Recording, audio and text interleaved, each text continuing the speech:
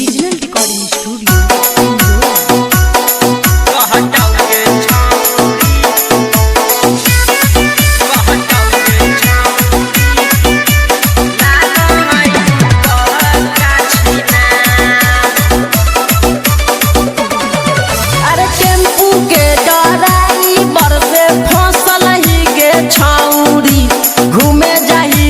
पूरा के बाजार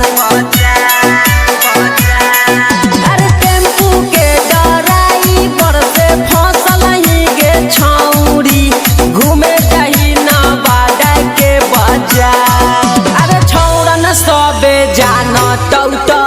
कहतौ गे छौरी लाग है तू पक्का खेलार अरे छौरन सबे जाना टौट कहतौ गे छौरी लाग है तू पक्का छिना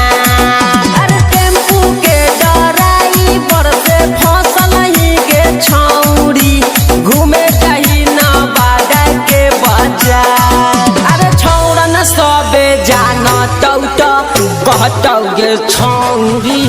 लाग है तू पक्का खेलार अरे छौरन सबे जाना टौट कहतौ गे छौरी लाग है तू पक्का छिना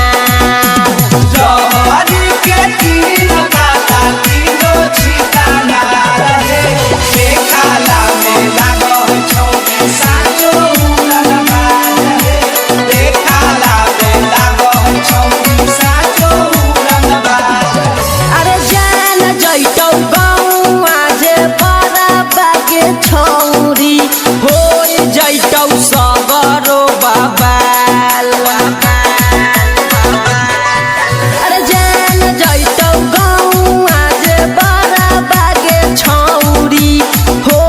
जैतौ सगरो बाबाल अरे मंगल हाट के छौरन सबे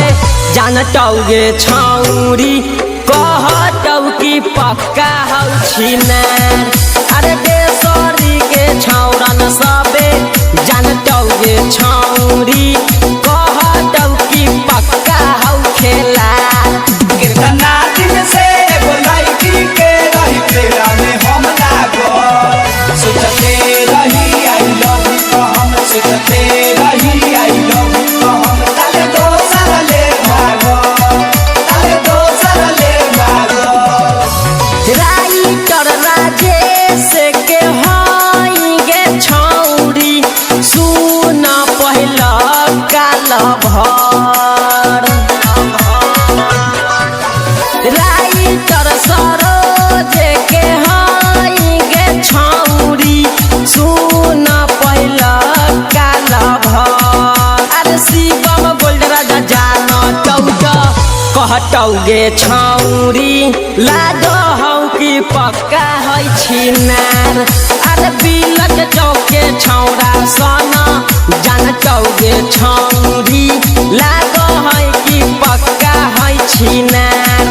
अरे टेम्पू के ड्राइवर से फसल ही गे छौरी